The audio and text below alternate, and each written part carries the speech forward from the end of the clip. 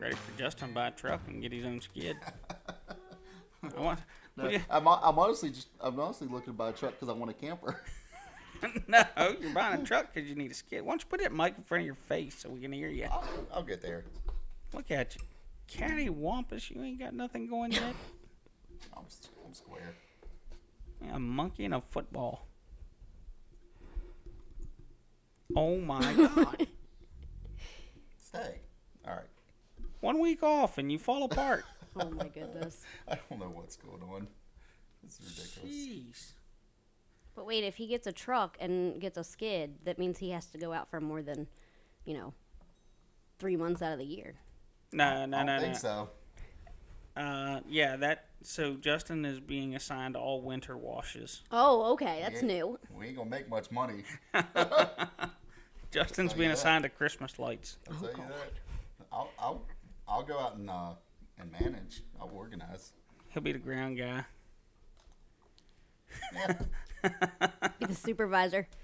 Yeah, I can put So Evan has made the determination. He's the ground guy. Or I'm sorry, not Evan. Steven has made the determination when it comes to Christmas lights. He's the ground guy, and Evan's the ladder guy. That's because Evan on the ladder is hilarious. Well, there ain't a bug. There's that, and because Evan likes to play drums on the ladder when he's the one on the ground and scare the crap out of whoever's on the ladder. What, my paper wasn't good enough? You had to get your own? There was 2 of them sitting here. Well, I figured you guys would want both. I don't know. Well, we're fat. We take up a lot of room. I'm just trying to help. I'm sorry. And Justin's got like half his house scattered across the table. That's Are we okay. ready to pick That's up a and start convenient. That's a convenient. and start rolling here? Are we ready to get into something? I think so. Yeah, well, welcome back, everybody. And this is, I think we're on now, the 4th episode of The Wash? Yeah, season 2. That 2. sounds right. Season 2, 4th episode. So welcome back, everybody. We just want to go ahead and apologize for last week's. We had a bunch of stuff going on and a bunch of different things happening, so we weren't able to post last week. So we do apologize for that. So let's get into it. What's up with you guys? Nothing. Justin Well, still actually a lot. Well, But Justin that's still won't helpful. get on the truck. hey, That's because it's cooler out. there's Or it's too hot. I'm not sure. Is it too hot wait a now minute. for you, Justin? Is it too hot to wash for you? no. I could do. Well, I'll tell you what was hot was this past weekend in Richmond. Well, yeah. I was down there for the NASCAR race on Wednesday through Sunday, and Friday and Saturday was cooking. It was like 110 with heat index on Saturday. Well, that sounds to me like makes me kind of happy I wasn't there. It was. We sat in that. We sat in Indiana was not that hot. We sat in the RV most of the day on Saturday because it was so hot. It was so hot here that we couldn't leave the house because it felt like we were dying. I couldn't take the dog for a WALK. I can't say it because he's sitting right here. But it was so hot we couldn't leave the house for more than like 5 minutes without dying. Yeah, It was in the ridiculous. 80s in Indiana, so Why were you in Indiana? because I had to go up there for a funeral. Oh, I'm sorry to hear that. I'm pretty sure you already know. Well, since I did, but our viewers don't know. Well, yeah. I had to go Other than the funeral part, did you enjoy your trip? most of it. There was some interesting some squabbles. interesting parts, but we won't get into that. Some funny parts as well, but I don't think any of that is fitting for this family show either. I did notice, actually, I didn't tell either one of you guys this story from Indiana, so I thought I was going to have to go back into, I guess you would call it cop mode at one point when after dinner I went for a walk and I'm coming back to the hotel from the walk and there's these 2 guys that are harassing this young couple right out in front of the hotel. And they keep making crude comments to the female and telling the male that he can't stop them. But as they were doing it, they were walking. Like they never stopped and actually started to approach the people. So I slowed my walk down and kind of waited just to see if these 2 were going to do something really stupid to make me have to use that last good right hook I've got in my right hand. Just waiting for it, aren't you, Eddie? No, I really don't want to throw it because I know it's going to hurt. It's going to hurt from your fingers up to your neck. It is. It's going to hurt everything. But fortunately enough, the two decided to continue on their way, and the couple was able to get in their vehicle without further incident. But that kind of aggravated me. I mean, what's wrong with people? Yeah.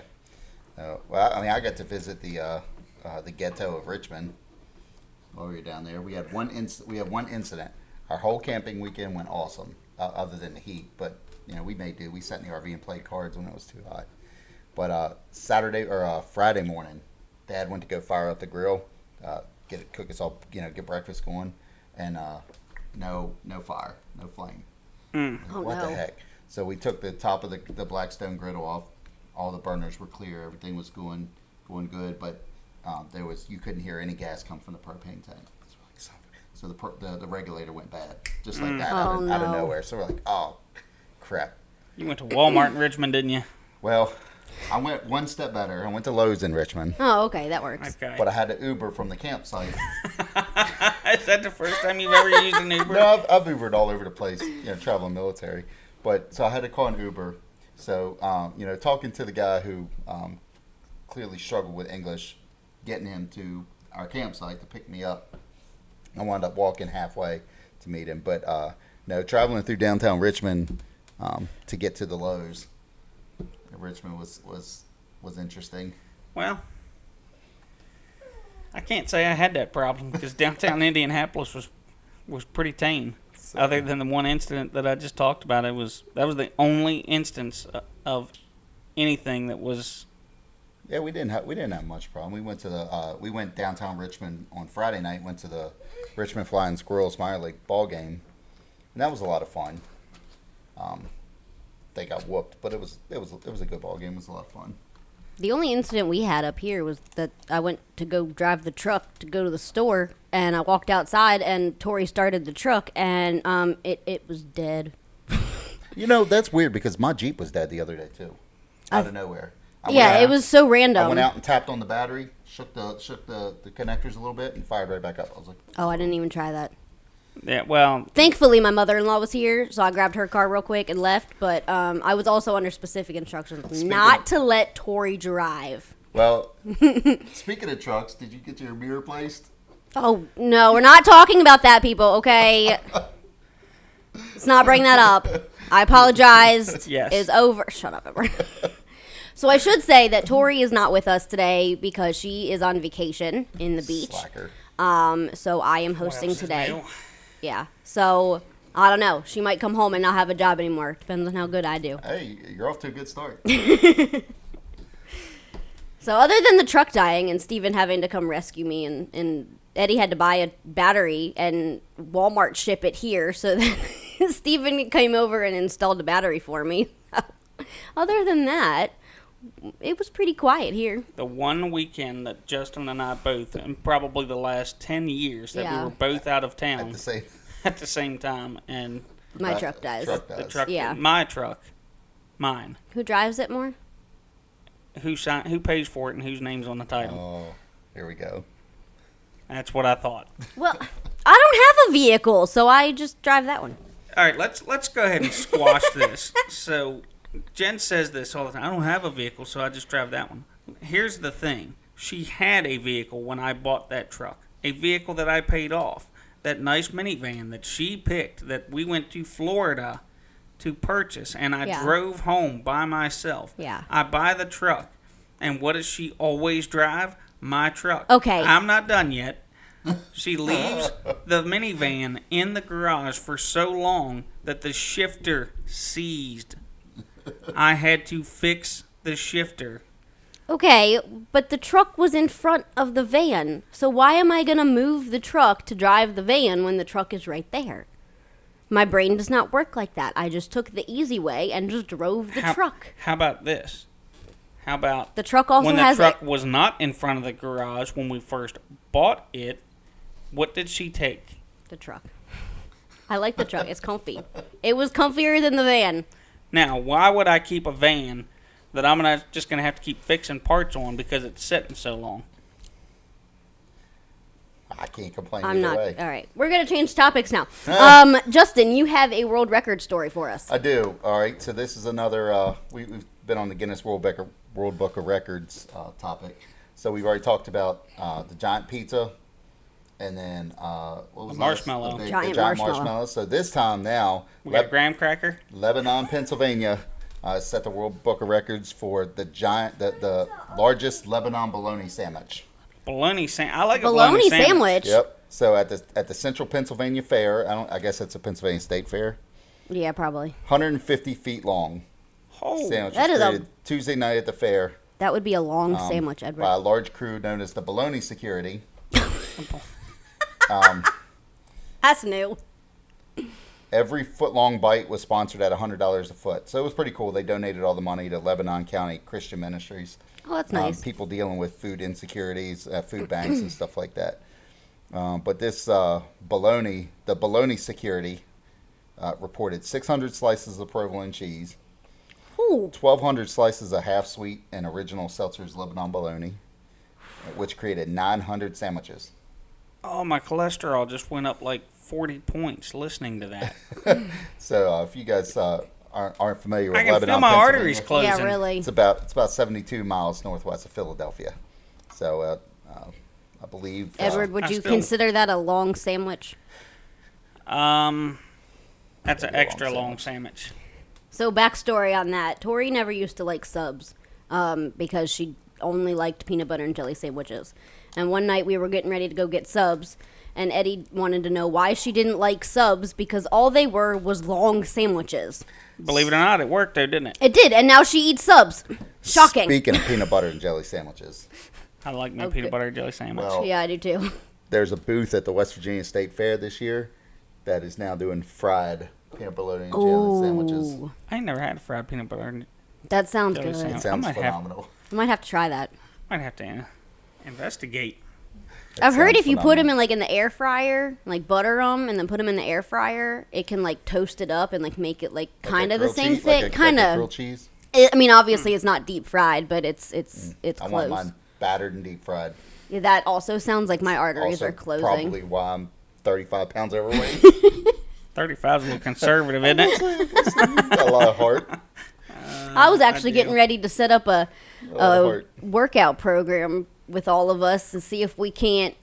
Not a workout program, but a competition between See- blue line pressure washing to see who See, can the problem win the is most points. I am very active, like playing ball, and I work out every morning. But I love to eat, and my eating and diet habits Yeah. are just not good. I'll have both of you know I've lost 4 pounds in the last week and a half. And Thank you I'm very proud much. of you. You know, honestly, I don't know where it went, but But I was saying, just between you, like the three of us, and Steven and Evan. no, because Steven's going to win regardless. He's already lost like 35 pounds Well, this year. yeah. see if Well, I just thought the Apple, the Apple has that Oh, yeah. fitness challenge The thing. I was going to team make tracker. a group with all of us and see if we can't make some friendly competition out of this. yeah, we all have Apple Watches.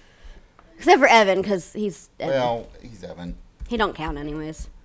So I would have actually put my money on the fact you would have picked up weight coming off the truck. I did.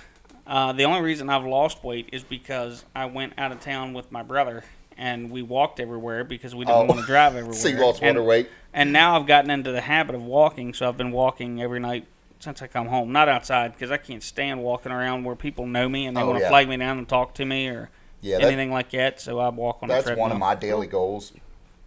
Is 12,000 steps, because because I sat in a desk at work. So like my goal, it's of course I run and stuff in the morning, but my goal is to get up and move every hour and walk up and down the hallways or take a little bit of walk. 12,000 steps is I'm usually between 10 and 12. You know, it doesn't count if you do like what Howard did on the Big Bang Theory and put it on a robotic arm and I don't have a robotic arm. Well, his brother also is really, really fit and has like 5% body I fat. don't know. So he course I like don't know. he's a very healthy man. So course after I'm not, 4 days of Eddie spending every moment with him, he I got don't in his know health how much kick. running and walking I'm doing this week. I think I popped the calf muscle last night playing ball. that's Ooh. what happens when old people try to run. You Well, shouldn't so be doing see that. what happens. I was hitting the ball really good the last couple weeks, and I had a Jinx nice yourself? No, I had a nice easy stand up double. I was in the moment, decided, all right, we're gonna push this into a triple, and I took that second step around second base, and Did you make it to third? oh, I made it in third, but I felt it right after. Hobbled all the way. I didn't. I was like, oh boy. I was like that. I know what that feels like. Oh goodness. So I got home last night and iced it and put the Theragun on it, and it's not black and blue this morning, so I didn't tear nothing. Nothing's rolled up, but it's a little tender. I can imagine. Well, I'm gonna move us to the weird story of the week. Florida man. Oh goodness. You can always count on Florida man. He's always there for a good story. And this is kind of old. I just happened upon this. It was July of last year. He stole a truck, attempted to break into a military base to warn of a fight between aliens and dragons.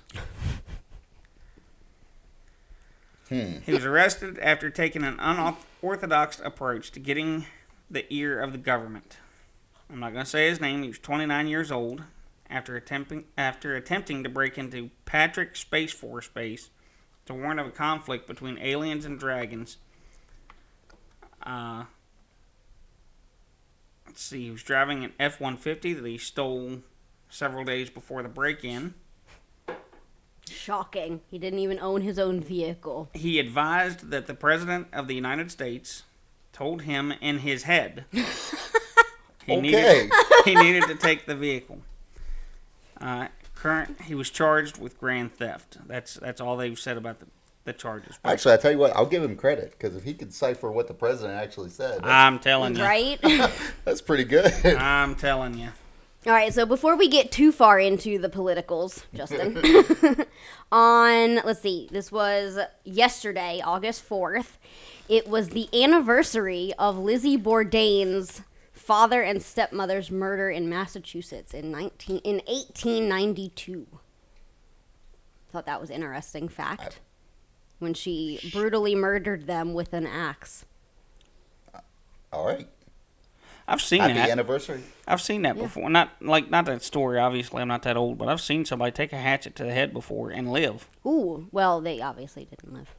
I've also seen somebody take a hatchet and not make it so well. Yeah. I guess it depends on who's swinging the hatchet, how many attempts. Both rates of that. See, it was a 131-year-old murder. That's how long it was. Did they ever solve it? No. I guess they. Oh no. It remains a mystery. However, she was convicted. Or no, she was acquitted. Okay. After 10 months. You had me confused there. I read it wrong. I apologize. Pick one. Was she I convicted? can't read. Sorry. I was trying to read as I was going through the case. Yeah, she, after 10 months after they were murdered, she was acquitted. Huh. Okay. But, All right, well, Yeah. happy anniversary, yeah, Lizzie Borden's family. of their death. I just thought it was interesting. I didn't know when it took place, and I saw it earlier when I was looking for something, and I just thought it was interesting. Okay. Well, what do we got next? Justin, you got anything else? No. Alrighty, well then we are going to take a short break and listen to some companies that we like to work with, and we will be right back with you guys shortly. Hey guys, what's going on? It's Eddie with Blue Line Pressure Washing. I want to take a minute to appreciate the fact that you guys are listening and watching our podcast, and I also wanted to tell you about a company that I've been working with here recently called Home Service Business Coaching. I am not being paid to tell you about this. There's no sponsorship or any other deal worked out between Blue Line Pressure Washing or myself and Home Service Business Coach. That being said, David and the entire team at HSBC have helped me elevate my business to the next level. They've helped me develop systems for my business. They've helped me scale, as well as provided guidance and mentorship in all facets of the business. It's not a how-to program. It's not going to teach you how to do the job. It's not going to teach you how to wash a roof or how to wash a house. It's to teach you how to become a CEO, basically, and scale your business and do it effectively. If you want to be more profitable, get out of the service vehicles and put the right people in place to work in your business so that you can focus on becoming a CEO and growing your business, I highly recommend this program. It is, a little it's a high ticket item. You get what you pay for, but it is worth it. I've been in the program for several months now. I've scaled my business, grown exponentially since I've been in it, and it's definitely worth it. And Coach David, Landon, Chemo, Jackson, AJ, all top tier business coaches in sales and helping you scale and figure out what you need to do and helping you clear some of the bottlenecks in your business. So if you want to be like me and stop being in the truck all day and get in the office, surround yourself with a great team of rockstar employees, then you need to surround yourself with a great business coach. And I strongly recommend Home Service Business Coach. Their link will be in the description of the episode on the podcast on YouTube and also on Anchor Podcast. Thanks, guys. Appreciate your time. We'll talk soon.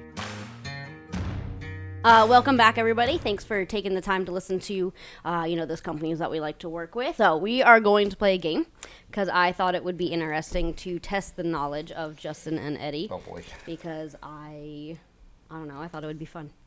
So we are going to play a guessing game. Egg. And I'm going to keep score. What they always say. It's going to wind up being nothing and nothing. What they always say in school, like always just pick C. Yeah. That's not an option. Wow. So we have Fail. Justin and Eddie. All right, are you guys ready? Sure. I don't know that one. Oh, that's Rocky. Rocky.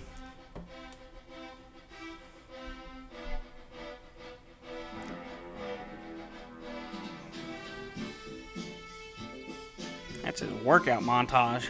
That's Rocky 4. Frozen. Yeah, you got me on that one. Unfortunately, I've watched that movie at least 15 to 20 times a year since it's come out because once Tori finally gets out of it, what do? Have a toddler. That's awesome. Yeah, I'm out on that one. Good job, buddy. Harry Potter.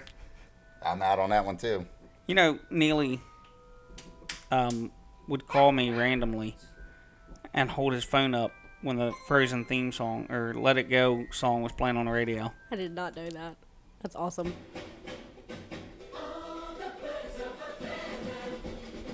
What? What is that? Rio. I'm out on that one.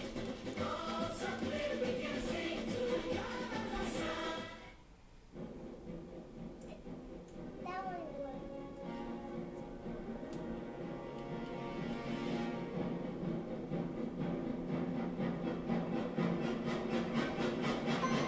Jaws. Oh, Yeah, never watched it. I didn't remember that one either. apparently I don't watch enough movies. That sounds like That's Aladdin. Beauty and the Oh. Beast. Yeah, that's Beauty and the Beast. Good job. Oh, I said Aladdin. Yeah, you did. I was in the right genre. Can anybody tell I have 3 daughters? That's Jurassic Park. Justin! Hey, you got excited about I that know one. that one. Good job, Justin. Finally got one. Where I go with that one, I know it.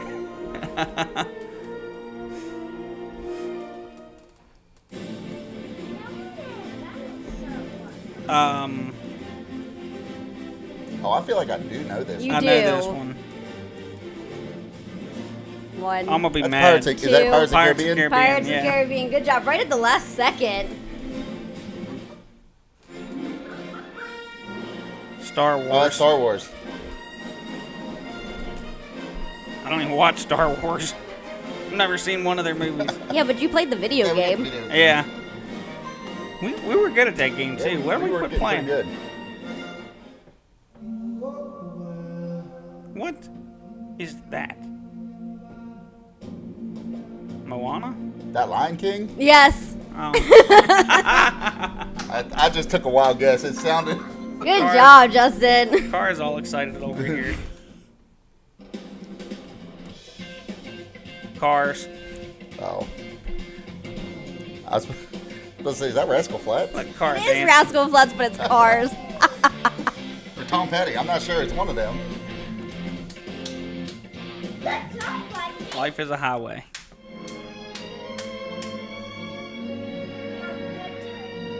Is that the Wizard of Oz? That's a Disney movie.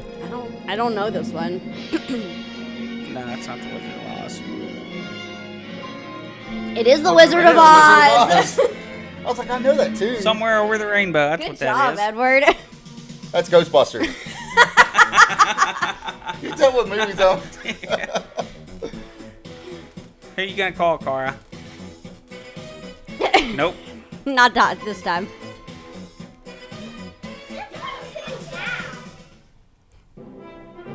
That's Indiana Jones.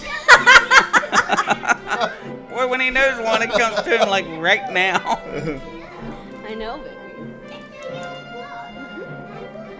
Chris, that's probably showing my age too, because they're all old movies. Well, we already know you're old. Toy Story. Yep. If you ever played the Toy Story game on Sega Genesis, you would know because this song plays repeatedly throughout the entire game. That would be annoying. It was. Why are you playing Toy Story games? That was back in the I was day. a teenager. Leave me alone. I was like 12, actually. Ooh, the next ones are hard. What? I was only like 45% on that one. Oh, was that The Godfather? I don't know. I don't know. I think so. But I've never seen that movie, so I don't know. Oh, those movies are awesome. Yep.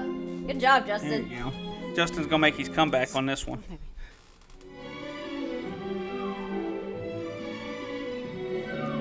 That sounds like a kid. I don't know. La La Land. What the heck is what that? that is. It's a movie you would never watch. That's Pink Panther. I was like, that is an old cartoon. Good job. I was like, if you don't get this one. Like Deputy Dog. All right. Avengers. It sure is. Remember Scruff McGruff? This is Scruff. making me think about this. I can still sing that commercial in my head. Tell me branding doesn't work. Something old. Jen obviously knows what it is. It's catchy. You're gonna hate yourself. I doubt it. Monsters Inc. Oh, Yeah. I wouldn't have known that. I've only watched that like twice.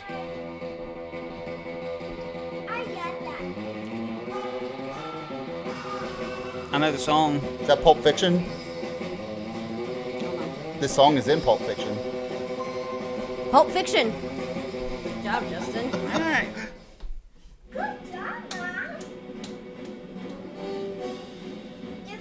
Oh,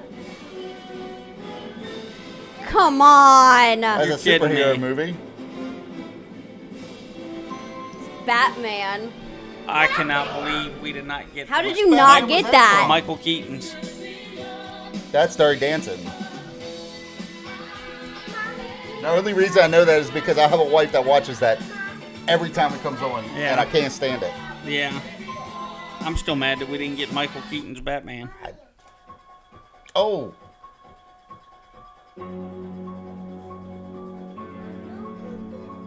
That's Michael Myers. That's Halloween. I better know that as much as Emmy watches that stupid movies. So let's see. Out of round one, we had 1, 2, 3. Justin had 8. Eddie had 12. Damn. Out of round 2, Justin had 6. Eddie had 3. And round 3, Justin had 5, and Eddie had 2. That was bad. That was bad.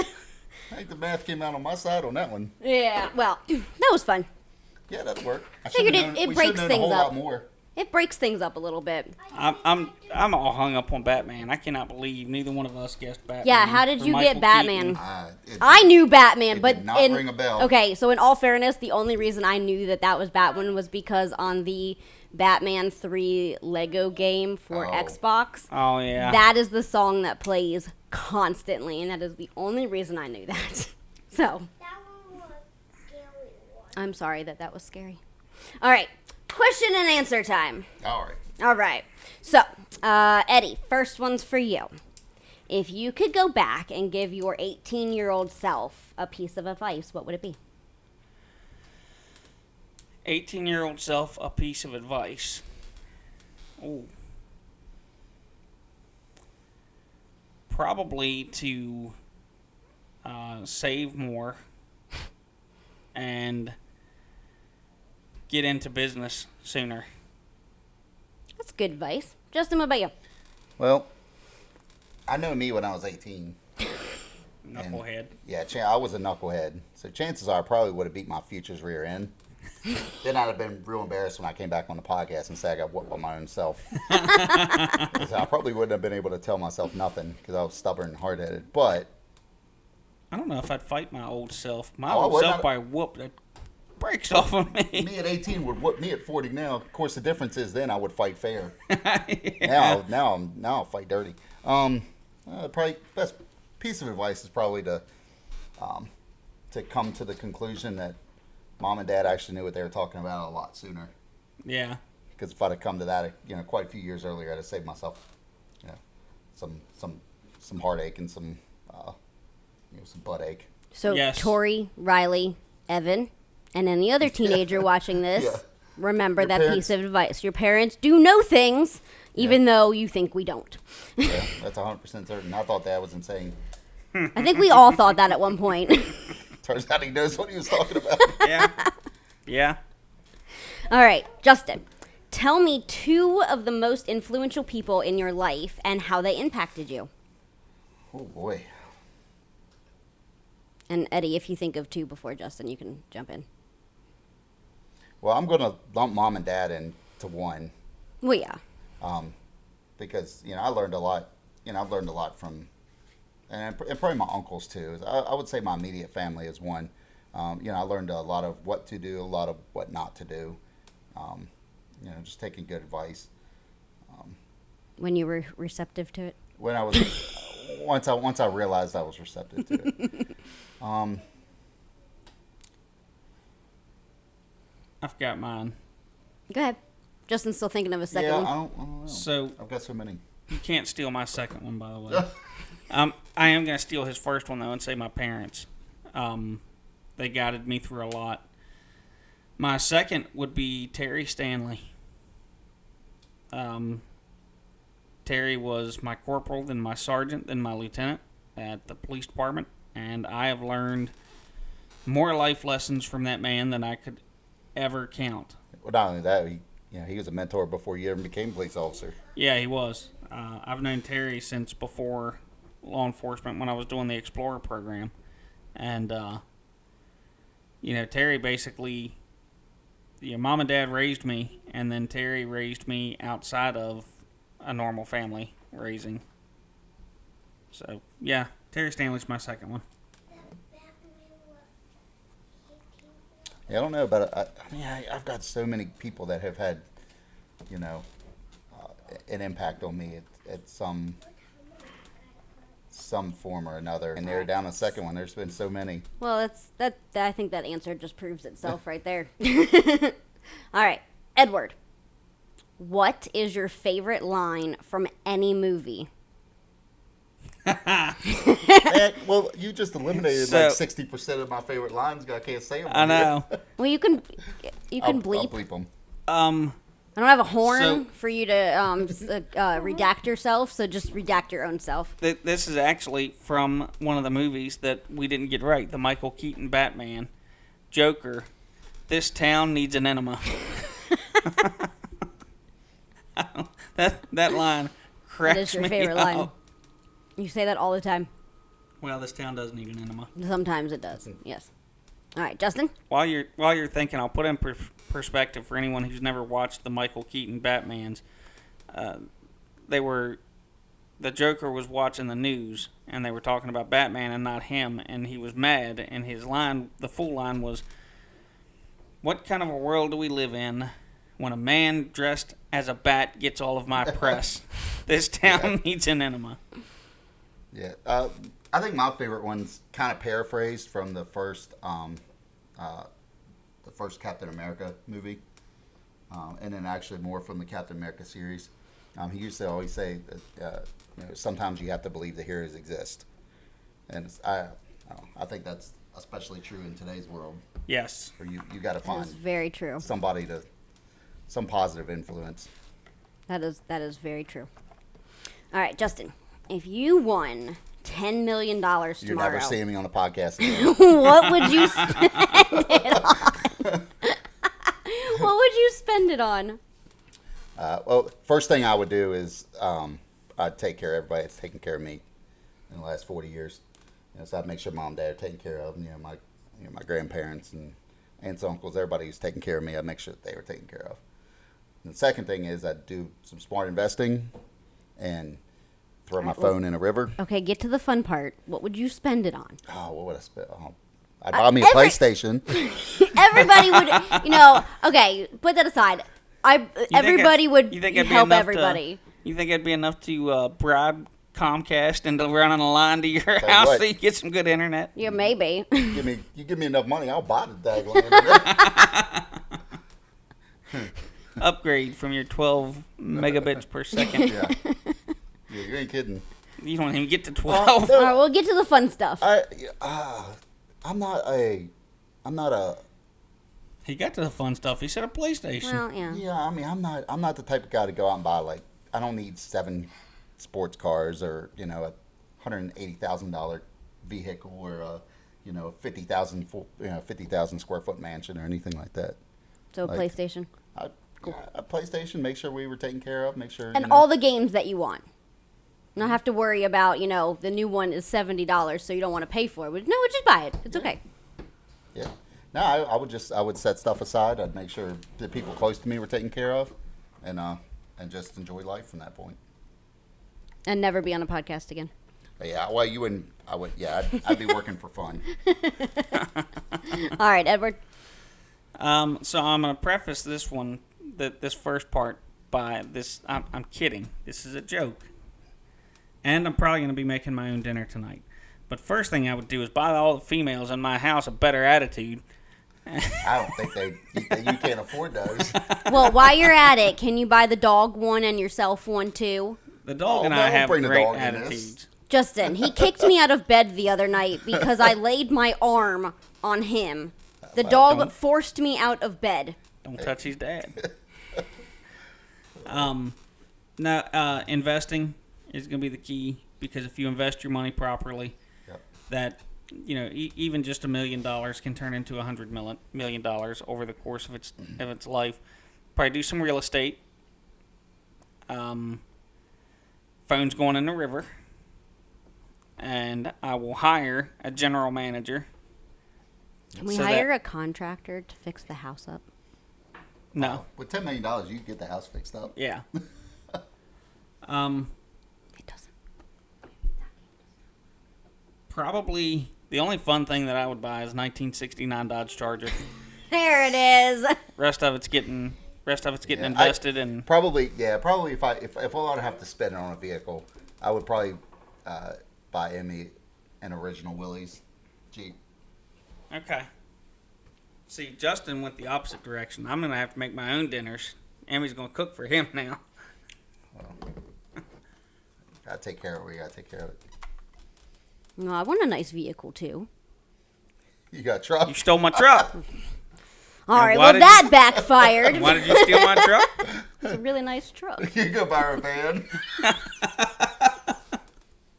I'm gonna get her a minivan with no bells and whistles on it. All right, on that note, we are going to take another break and listen to some more companies that we like to work with, and we'll be back with you guys shortly. Hey guys, what's going on? It's Eddie with Blue Line Pressure Washing. I want to take a minute to appreciate the fact that you guys are listening and watching our podcast, and I also wanted to tell you about a company that I've been working with here recently called Home Service Business Coaching. I am not being paid to tell you about this. There's no sponsorship or any other deal worked out between Blue Line Pressure Washing or myself and Home Service Business Coach. That being said, David and the entire team at HSBC have helped me elevate my business to the next level. They've helped me develop systems for my business. They've helped me scale, as well as provided guidance and mentorship in all facets of the business. It's not a how-to program. It's not going to teach you how to do the job. It's not going to teach you how to wash a roof or how to wash a house. It's to teach you how to become a CEO, basically, and scale your business and do it effectively. If you want to be more profitable, get out of the service vehicles and put the right people in place to work in your business so that you can focus on becoming a CEO and growing your business, I highly recommend this program. It is, it's a high-ticket item. You get what you pay for, but it is worth it. I've been in the program for several months now. I've scaled my business, grown exponentially since I've been in it, and it's definitely worth it. And Coach David, Landon, Chemo, Jackson, AJ, all top-tier business coaches in sales and helping you scale and figure out what you need to do and helping you clear some of the bottlenecks in your business. So if you want to be like me and stop being in the truck all day and get in the office, surround yourself with a great team of rockstar employees, then you need to surround yourself with a great business coach. And I strongly recommend Home Service Business Coach. Their link will be in the description of the episode on the podcast on YouTube and also on Anchor Podcast. Thanks, guys. Appreciate your time. We'll talk soon. All right, guys, and we're back. Thanks for taking a few minutes to listen to those companies that we like to work with. And now we're going to work our way into the downstream section of our podcast, and we are going to talk about customer communication and landing the job. All right, you two, you're all ready? Yeah. Yeah. Yeah, so part 2 of this series, to give a quick recap, series 1, we talked about, making the initial contact and landing the estimate, following through with the estimate, and then maintaining communication once you have that first contact. Now we're going to dive into actually landing the job and then communicating to the beginning of the project. Yeah. So one of the keys is, like you said, communication and communicating with your customers. Whether you do that yourself or you use a CRM to help you do it, like Mark8, Customer Factor, Jobber, they're all out there. We use Mark8. We've used some of the others, but we just kind of prefer Mark8. And, follow-up is key. We talked about that with the estimates. And the fact that Mark8 will automatically send your follow-up emails a couple of days after the estimate's great. But what we also do, and Jen can speak to this a little bit, customers get busy. Jen calls them and follows up with them. She'll text them and follow up with them. And a lot of times you'll find that your customers you're not bothering them. They're busy, and they're thinking about getting their house pressure washed when they ask for the estimate. They get the estimate and they move on to the next project on their list and forget to respond. Life happens. People get busy. Yeah. That type of thing. I think the biggest thing is along those lines of communication is to have multiple lines of communication. Like you said, not only sending out the layer of messages, so the text message, the actual phone call, the auto emails, that type of stuff, but having a vast range of all those communications. Right. Because you're not dealing with just one particular genre of client, right? You're dealing with, some elderly customers. You're dealing with some millennials. You're dealing with some newer generation folks. You're dealing with people all the way across. So, I know, for example, like our grandparents and stuff like that, most of them aren't tech savvy enough to know how to,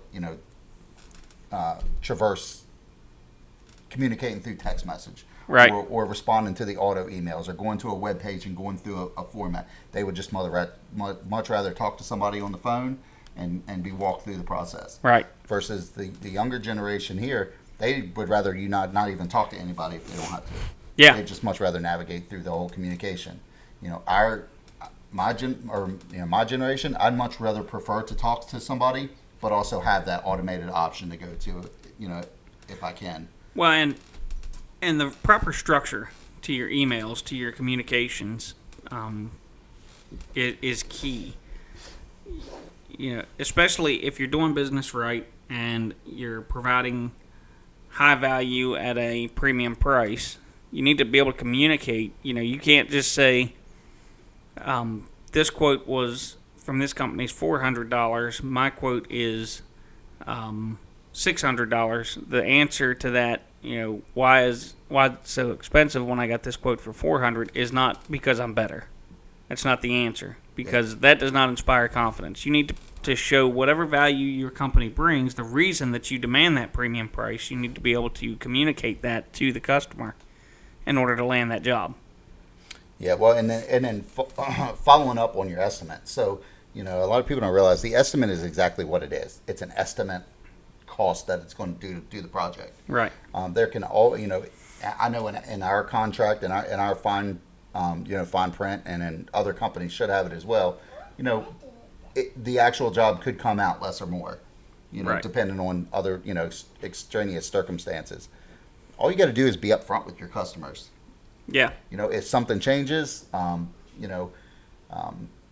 there's more material than you realized, or, they want something else additional, don't wait until you're ready to land a job or to complete the job before you surprise the customer with here, by the way, there's a $400 increase from what we estimated. If somebody did that to me, I would never do business with them again. Yeah, absolutely. No. Absolutely. I would tell them to go pan sand, and you can just walk out that door right now, because I'm never doing business with you. Yeah. Well, and we're pressure washing, so our estimates, when they come in, we pretty much know what we're going to do. Yeah. So when we send an estimate, that's pretty, for as far as my company goes, that's a pretty firm number. Yeah.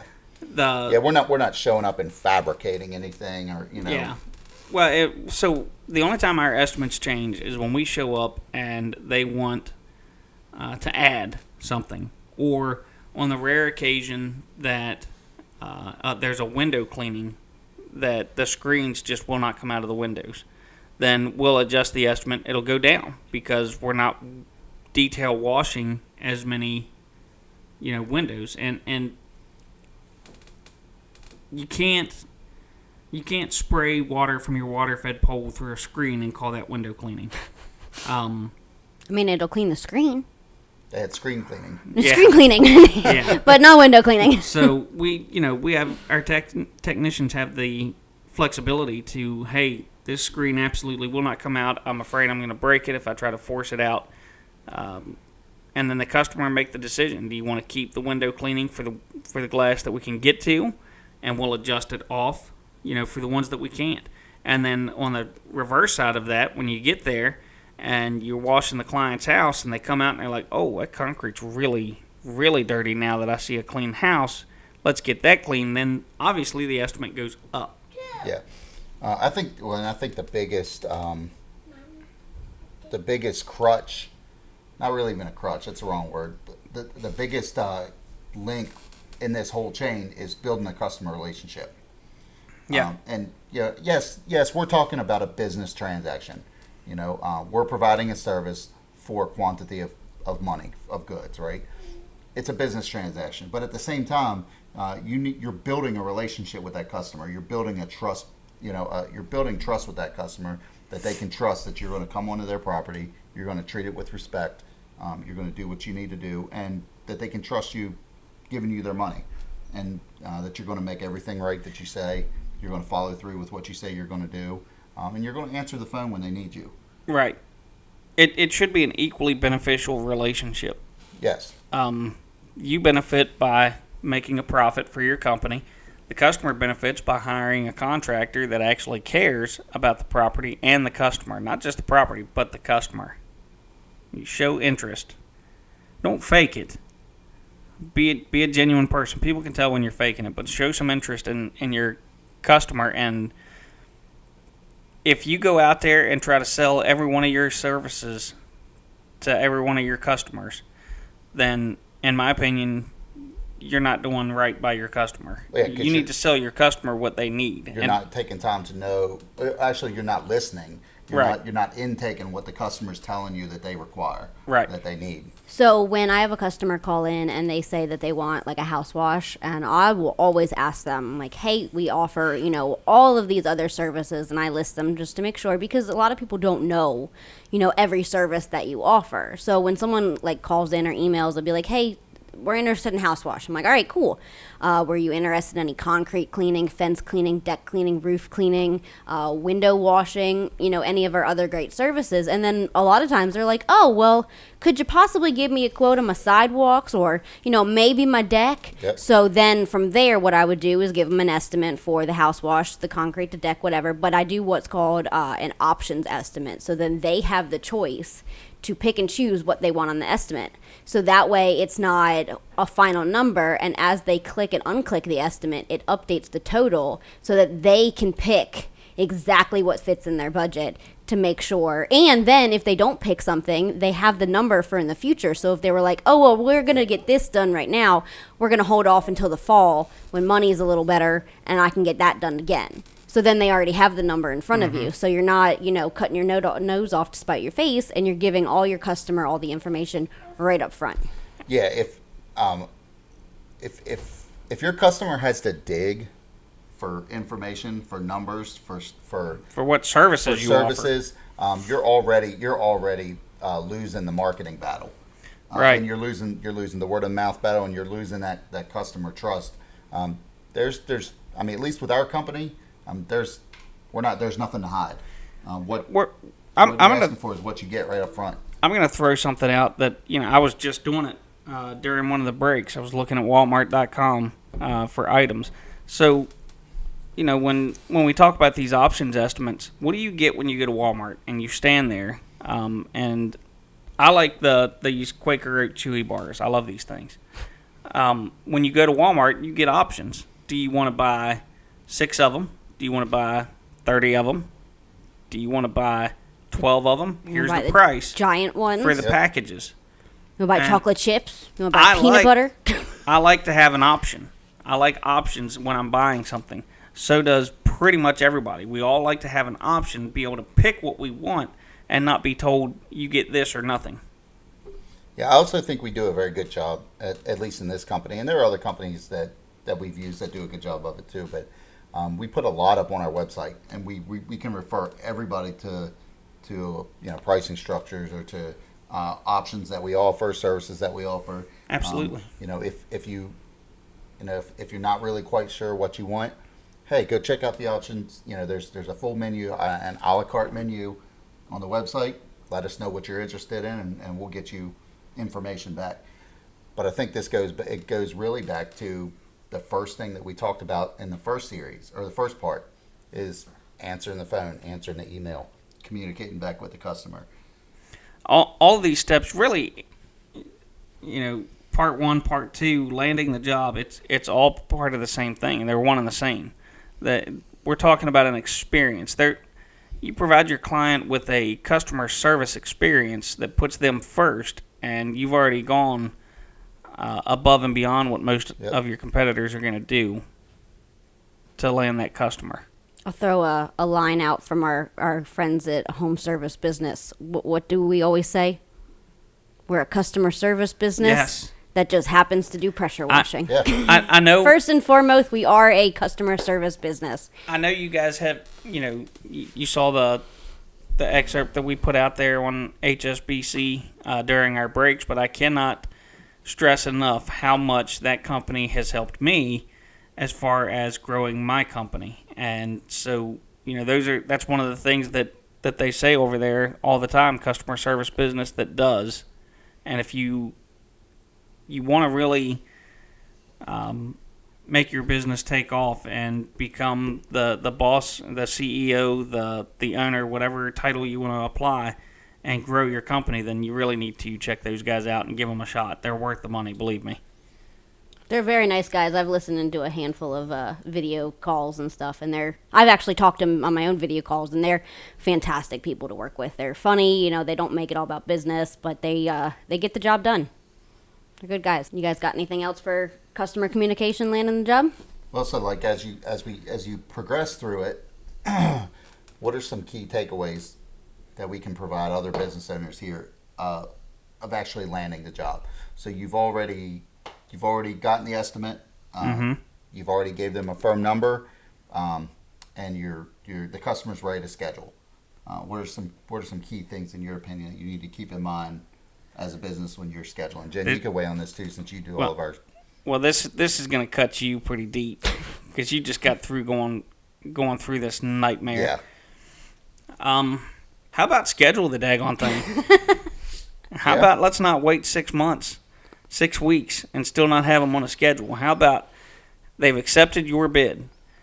When a customer accepts a bid, it is always less than 20 minutes before Jen has reached out to that client. And it doesn't matter how far booked out we are. Now, if it's after hours, obviously we don't expect her to get back with them after hours.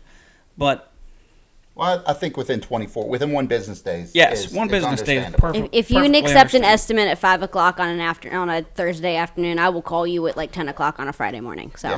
So schedule the thing. Don't leave them sitting there wondering when you're coming. Put it on a schedule. Make it happen. It doesn't matter. If your customer is willing to pay your prices, they're willing to wait for you. So it doesn't matter if you're booked out a week, 2 weeks. Get them on the schedule. Say, hey, this is the day, this is the time. Does this work for you? And make sure that, it doesn't matter what system we use an automated system, but it doesn't matter what system you use. Make sure they send out confirmations, or you yourself send out a confirmation. People forget. So if you send out, you schedule the thing.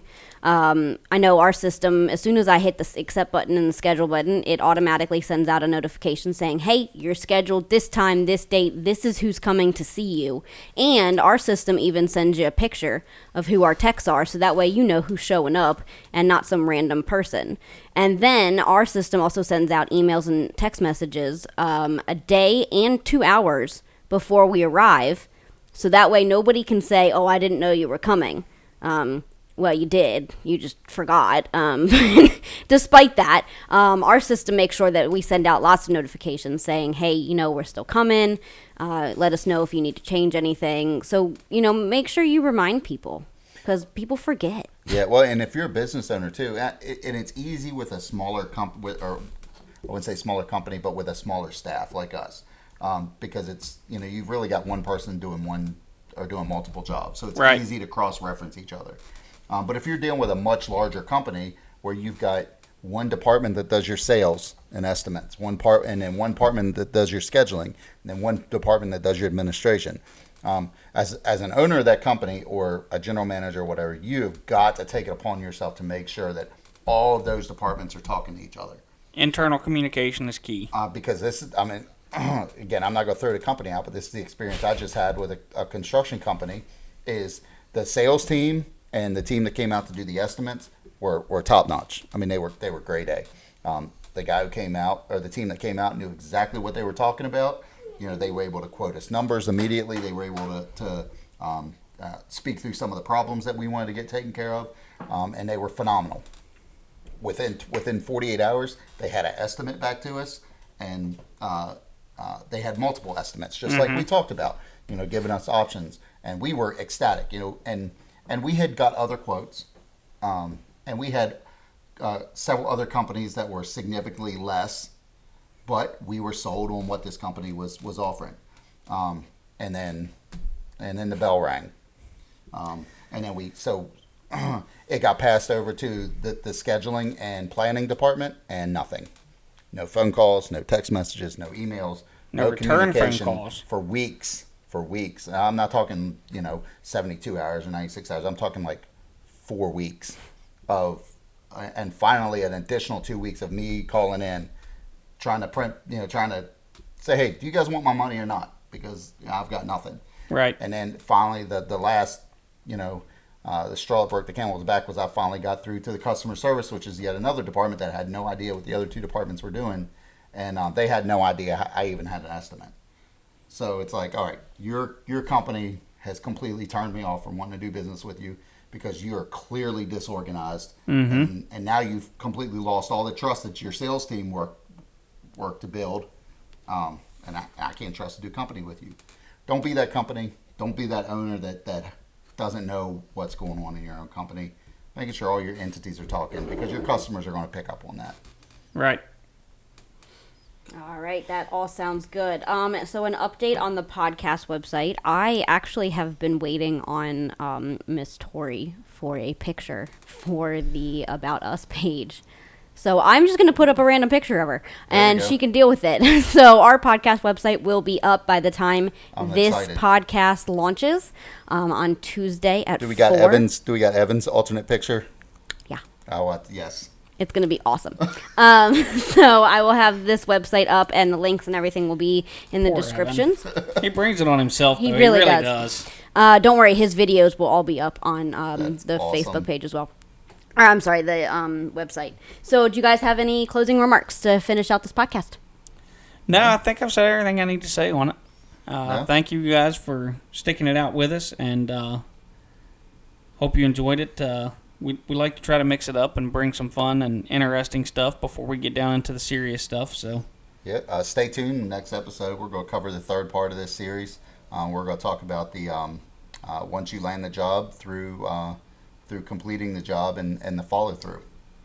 All right, sounds good. So don't forget to check us out on our Facebook page and our YouTube channel at Blue Line Pressure Washing. If you have any questions or that you guys want us to answer, please drop us a line at justin@bluelinepressurewashingllc.com or leave us a voice message at anchor.fm/bluelinepwllc. Thanks so much, guys, and we'll see you next time at the wash.